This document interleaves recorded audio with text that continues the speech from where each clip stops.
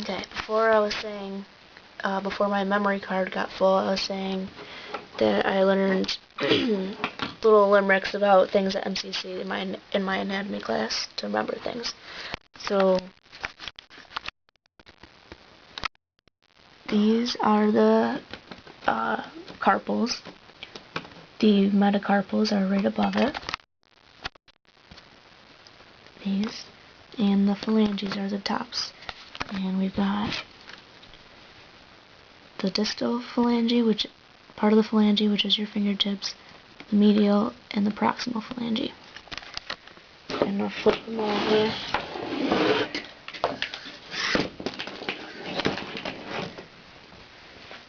And we'll get the vertebrae and the scapula. And another thing I learned from MCC was in my anatomy class about how many vertebrae are in each section, the cervical, thoracic, and lumbar. Is cervical, the first one is like the morning time. You eat breakfast at 7. There's 7 vertebrae in the cervical area. The thoracic, there's 12. You eat lunch at noon. It goes, morning, noon, dinner. Noon, you eat around 12 for lunch.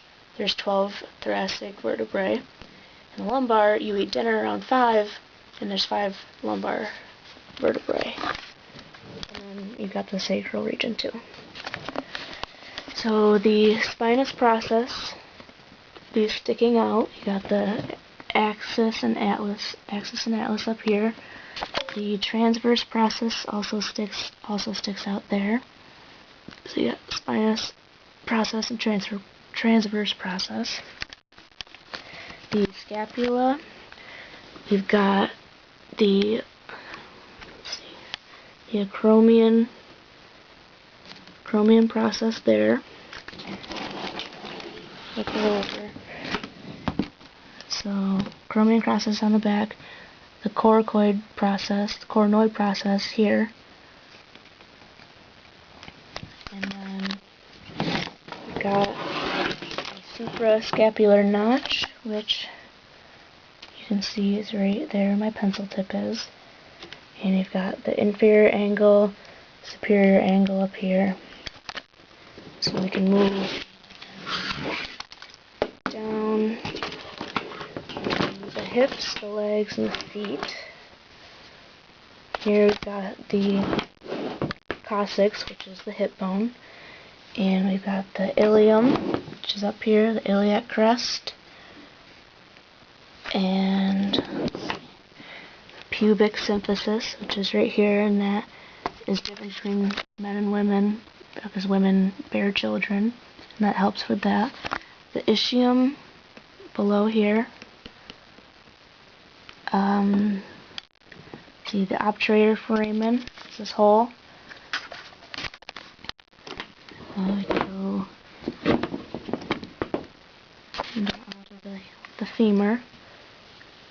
This bone right here, it's the largest bone in the body. The head of the femur, the greater trochanter, lesser trochanter. You can go down the femur to the kneecap. Zoom out, down the femur to the kneecap, where we have the lateral epicondyle, the medial epicondyle, the patella, which is your kneecap, and on the reverse side, I'll move it up here, is the medial condyle and the lateral condyle, and if you flip it back over, underneath here is the medial.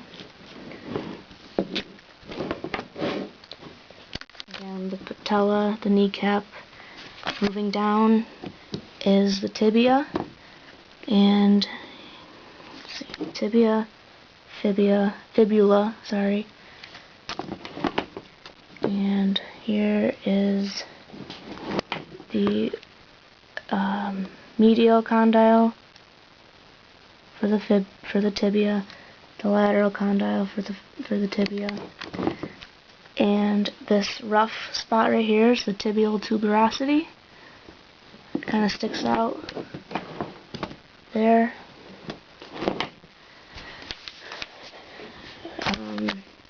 Moving down, here is the malleolus of the tibia. It's this thing sticking out here. It's like a little process.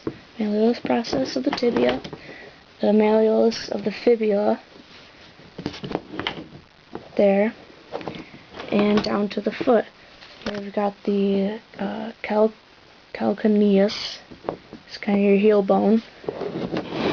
The talus is this bone right here, connects to the fibula. And then your feet, which are the carpal bones, right in here, gives you support and balance. The carpals, which are just like the tarsals in your hand, or excuse me, these are the these are the tarsals. The metatarsals are in the feet, and here are the phalanges also, the toes, distal, medial, proximal. And if I'm not forgetting anything, that sums up an overview of the human body. Let's see. Get your rib cages, which supports and protects all your organs inside. Costal cartilage connects to the sternum. And vertebrae back here for your spine.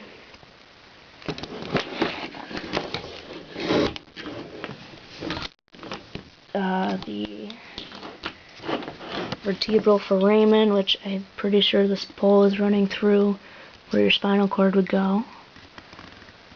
And that would be my video of the bones in the body, skeletal system. I think we got it all.